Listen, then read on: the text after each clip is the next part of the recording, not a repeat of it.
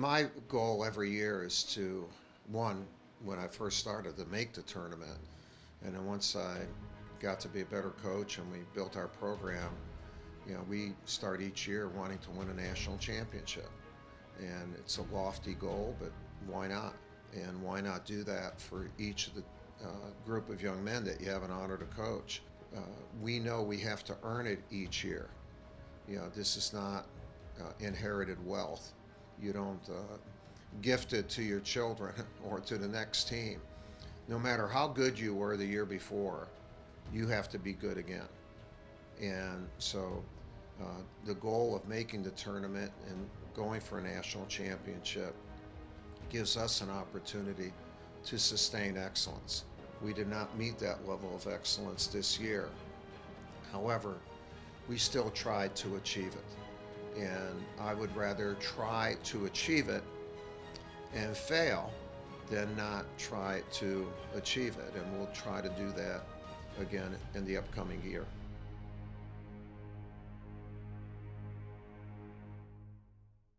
This journey for Duke and Greensboro will continue in the quarterfinals. They knock out Louisville 70-56, the final score. Yeah, I'd like to just tell all our fans, thanks for sticking with us this year. Obviously for everyone, not just in basketball, but the whole world, our whole country. It's been a very, very difficult year. And I hope if you've lost a loved one during this time that you're doing well. And anyway, it's been a tough year. I'm proud of our school for how they've handled the year. I'm very proud of Duke Athletics for what they've provided me and my program as far as the safety, to provide a safe environment for our players. Obviously, we had our first case at a most inopportune time. However, we got great support, and we appreciate your support. I want you to know I'm proud of my team. This is the youngest team I've coached. They had great attitudes. They played hard. We were playing our best basketball there right at the end, and they never gave up. They lost some tough games, and that's on me and on preparation and on youth and playing good teams. But we were in about 10 close games and won 3 of them. That's what our sport is about. We're accustomed to winning 9 or 10 of them, or maybe not having 10 close games. So hopefully we'll grow from the experience. We're going to learn. We have positive attitudes, and we're going to move on. But we're thankful that there is a tournament. That was a void last year, and it was tough because we had an outstanding team going in. But I'm really pleased that we're going to move on here and enjoy March Madness and determine a national champion. Duke All Access is brought to you by Coca-Cola. Together taste better. By Ford. Built for victory. Built for the Carolinas. Contact your Carolina Ford dealer today. And by Gatorade. Win from within. Don't wait for tomorrow. Make the days count. Gatorade has carbs to fuel and electrolytes to help replenish, so you can count on the proven formula. Nothing beats Gatorade. Nearly 150 years of experience goes into making each and every Continental tire.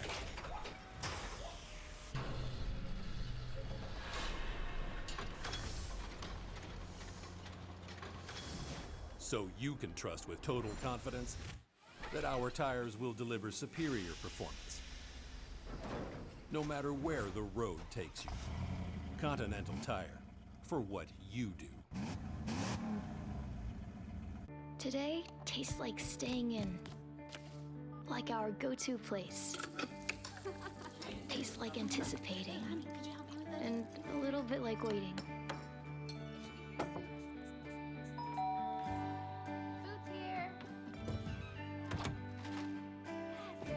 Today tastes like a piece of the action, and it never tasted this good.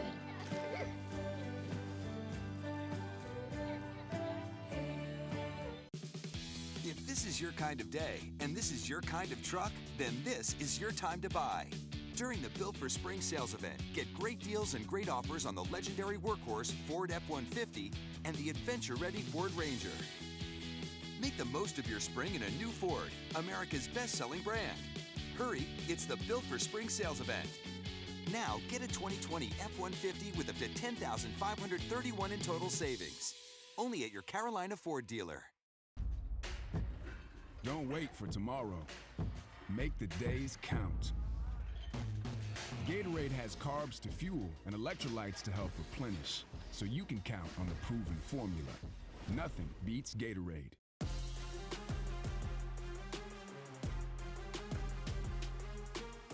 Blue Devil Changemakers, presented by Duke Alumni. Over the last year, it's been a huge change in the world in so many ways, from the COVID pandemic to social injustice being on the rise, and a lot of people speaking out on it and against it, and then at the same time trying to stay healthy and stay safe and be in the house. But you know, for me as a coach and former athlete, it's very important to use my voice and use my platform to help change, create change, and being here at Duke has given me an amazing platform to speak out. The late, great Rep. John Lewis said, "Good trouble, necessary trouble." I'm going to say that again. Good trouble, necessary trouble. And today we're here for necessary trouble. When George Floyd was killed, and that started an outrage of cries around the country, for me emotionally it hurt, because you know, I speak from experiences, and I've had 3 different experiences where I have had guns pulled on me by police. You know, so for me, I could have been in that very same situation if I would have gotten mad or gotten upset, or you know, didn't handle it the right way, or wasn't calm enough for the police. I've been in those situations. You know, so I remember calling my mom, you know, after the incident in LA, and she got emotional. She was like, "Well, I'm just glad you all are okay. You know, I'm glad you all are alive." The fact that she said that, and I think back to the visual of George Floyd, all those emotions come out. You know, so when I tell these stories, when I talk to young black men here, black boys here in Durham, I tell my stories, and I tell them, you know, how to make it out of those situations. So the fact that we have to have those conversations is where it's hard, because we're living it. we're living that, you know. So, you know, to be here as a coach and talking to our young players, all of our players had emotions and feelings. We were able to put together a protest right outside in K-ville, which was an amazing experience, you know, I think for everyone, for our campus, to see raw and real emotion, you know, from a lot of student athletes, from myself, from Coach Kara Lawson, Coach K, Coach spoke, and it was a very emotional day, you know, but it was a day that I think put us in the right direction. You know, when I sit now and I see on all of our sports team social medias, when I talk to different athletes on campus, the conversations are still being had. You know, I think that's growth in our community, and hopefully the country is heading in that direction too. Well, Nolan is a very special human being, and he's married to another special human being, in Shayna. The two of them form a team that is very concerned about others, very concerned about others. You know, I think in Nolan's case, I think he developed empathy at the highest level, and also he has amazing people skills. He's concerned about helping people, and he really is concerned about helping our community, and as a result he gets involved, which is beautiful, and he uses the platform that he has developed and our program has developed to influence many more people than he would if he did not have those platforms. An unusually special guy, and we're lucky to have him on our staff. You know, for me to be in this role, it started at a very young age.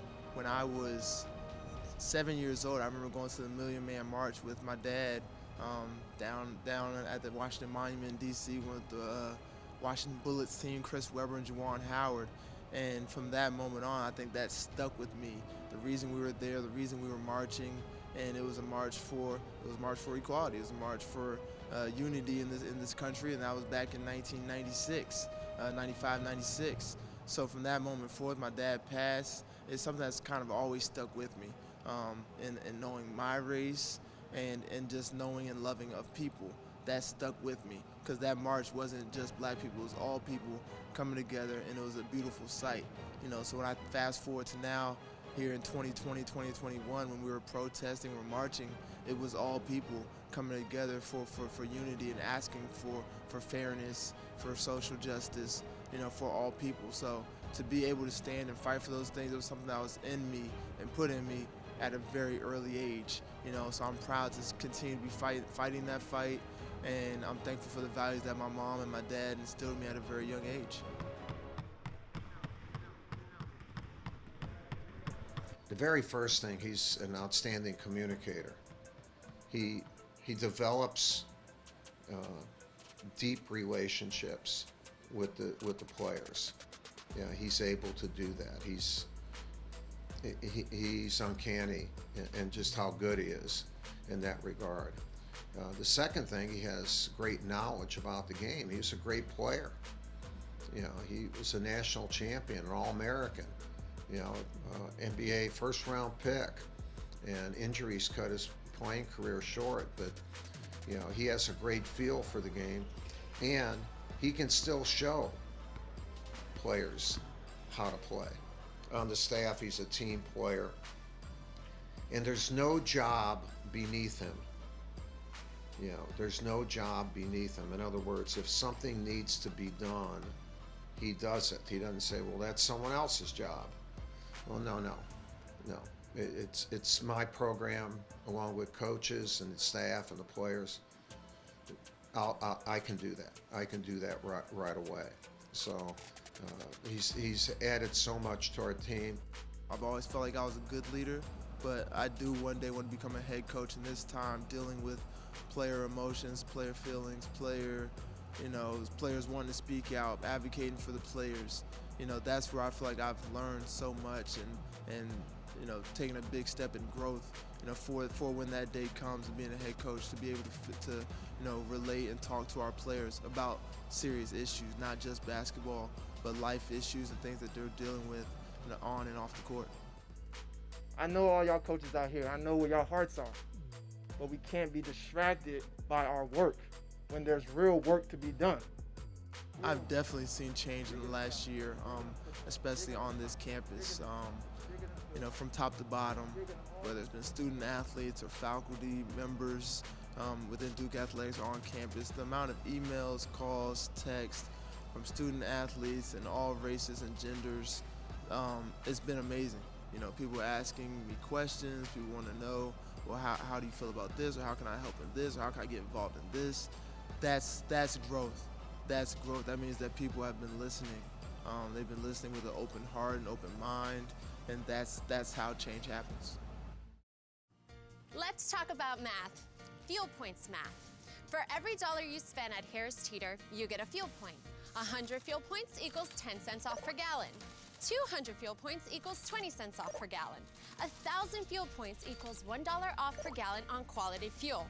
And if you're shopping at Harris Teeter with your Vic card, your fuel points are already adding up. Check the bottom of your receipt. Harris Teeter Fuel Points, an easy way to save on fuel. See harristeeter.com for details. Nearly 150 years of experience goes into making each and every Continental tire.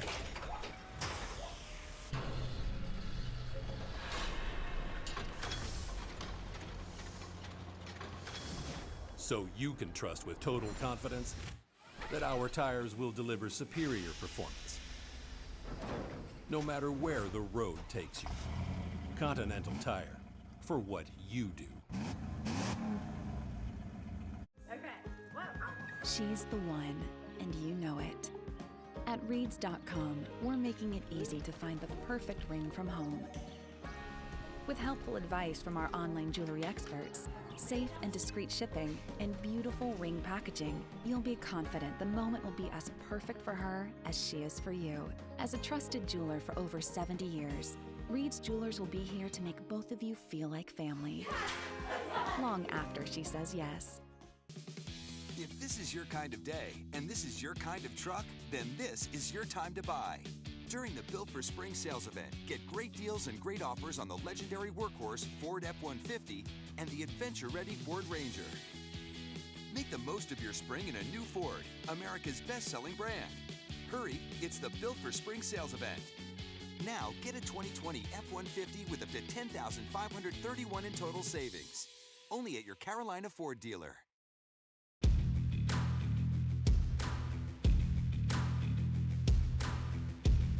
Duke 360, presented by Continental Tire, for what you do.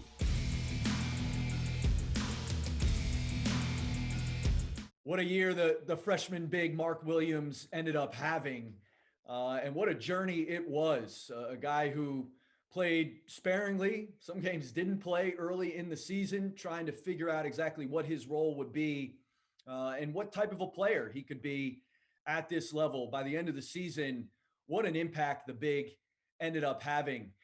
You start with his NC State performance, a breakout performance from him on the road over in Raleigh, 13 points, but perhaps more importantly, 5 blocks in that game against NC State. The defensive impact he had, not just in protecting the rim, but the impact he had in moving, for example, Matthew Hurt to the 4 position defensively was huge. Then you go to a big Monday performance against Syracuse. He had his first double-double of the season, 18-11 in that game. On the road at Georgia Tech, had his first 20-point game. He was 9 of 9 from the field.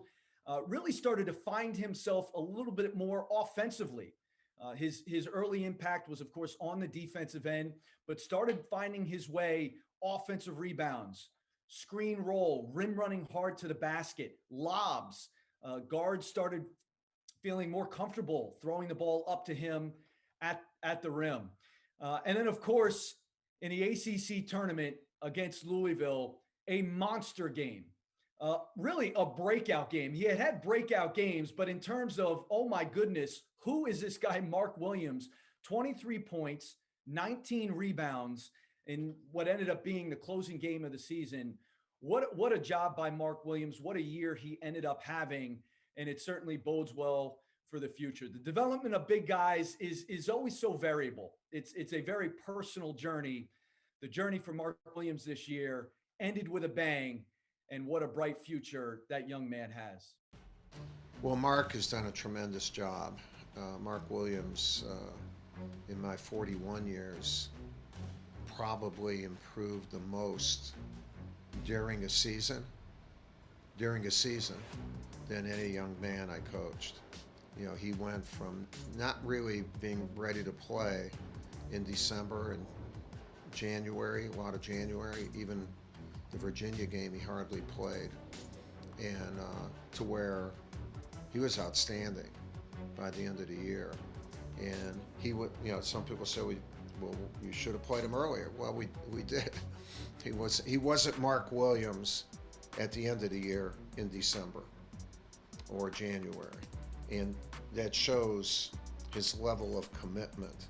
Also, it shows maybe what could have happened if he had the summer and early fall to work. He might have had a complete season like that. But he's on an amazing growth spurt. Not necessarily height, but I think weight, strength. Really, what he did against Louisville in our last game was phenomenal.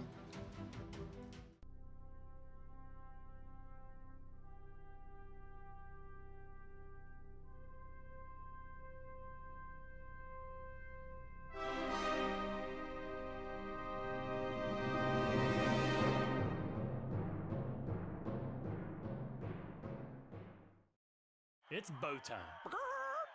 Dad, we're hungry. Yep, to the grill.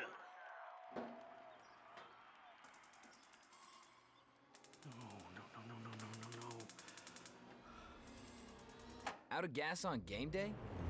Drop a big bow box on it. Game on. Feed a family of 4 with 8 pieces of scratch-made chicken, biscuits, fixins, and tea. It's bow time. Today tastes like staying in. Like our go-to place. Tastes like anticipating. And a little bit like waiting. Food's here. Today tastes like a piece of the action. And it never tasted this good.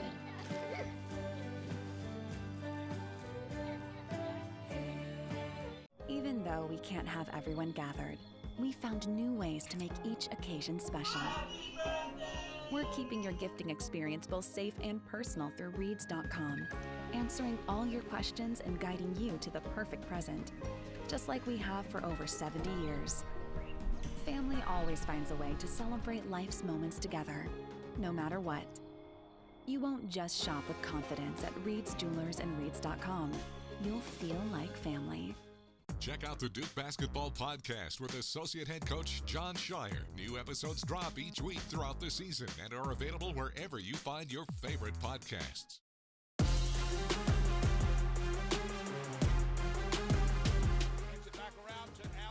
Vintage Duke. He's going to take it down the lane, in the air, shoves it up, got it at the buzzer! The Blue Devils win it,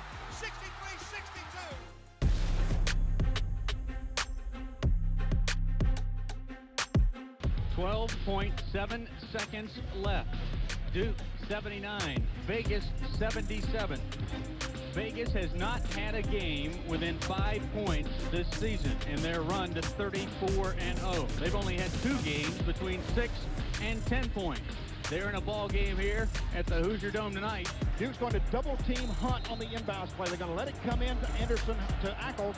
Now to Johnson, make him bring it up with 9 seconds left. Johnson to the right side. Johnson fakes, looking, 5 seconds to Hunt. Anderson Hunt stops, fires a 3. No! It's off the mark! It's over! The Blue Devils have pulled off the biggest upset in the history of Duke basketball. They have beaten the #1 UNLV Running Rebels. Probably the signature win for our program to really elevate it from Final Four to national champion was the UNLV game in 1991. I think they had a win streak of 45 games or so. They had beaten us by 30 in the national championship game the year before. Now we're in the semifinals in Indianapolis. The game itself was an amazing game, whenever it would be played. But really, it was unbelievable in the history of our sport, where if they win, they're probably going to win the next game and be back-to-back national champions. And who knows what happens after that, but that place and time. Instead, we won, and then we were able to come back the next year and win back-to-back national championships. That one game and what it did was truly amazing, and it turned a lot of people from wanting us to win to then not wanting us to win, to be quite frank with you, because then we won 2 in a row.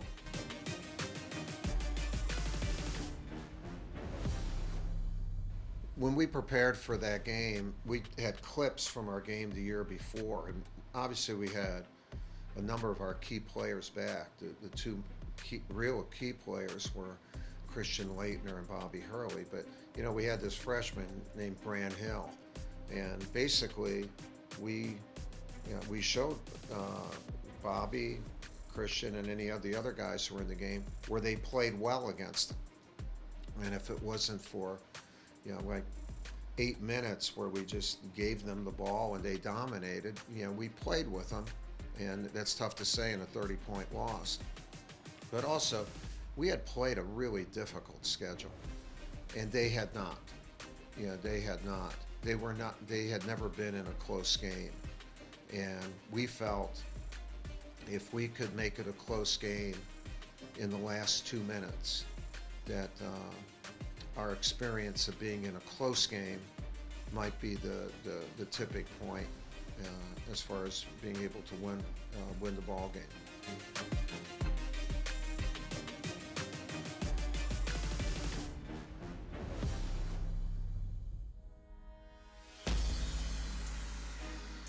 Low with the basketball, 7 to shoot, drives in on Jones, a couple of steps, and then a swat by Javin DeLaurier. And a chance to run. It's Barrett, the crossover, off the window, no. DeLaurier, the offensive board, give it to him on the way back up. Barrett on the right, off of a screen set by DeLaurier. Waiting, 13 to shoot. He looks to drive, gets inside. Zion on the right. A pump fake, drives on Tillman, spins on a double team. Barrett up top for the lead. Got it! Well, having the NCAA tournament is absolutely essential for the existence of the NCAA. Last year, they lost hundreds of millions of dollars as a result of not having the tournament. And it really is the prime revenue producer, 98% of the revenue to fund other championships in the NCAA is from that tournament. And if you didn't have it for a second year, you would, it'd be an amazing financial crisis for the NCAA and then for college sports. So just in that regard, it's amazingly important to have the tournament. And then for our sport, it's so important because it's the best event. It's the best event in our country. It takes over the whole country for almost a month, a little bit less this year. And it's really the most fair. You know, you may say, well, you should get in, or you should be seated here, or you should have played. So, yeah, but really the most fair. Only 19% of the teams participating in NCAA Division I men's basketball get to go to a tournament. You know, there are over 350 schools, 68 get in. You know, in football, 2/3 of the teams, the 120, 121, play in a bowl game. And so the competition to get in the tournament, it demands like amazing interest. And from February on, and it creates this crescendo of tournament, March Madness. And we're going to be able to enjoy it again. We won't be able to enjoy it like we have for 35 of our last 30 or 36 out of our last 38 years here at Duke, but we'll look forward to enjoying it again in the future.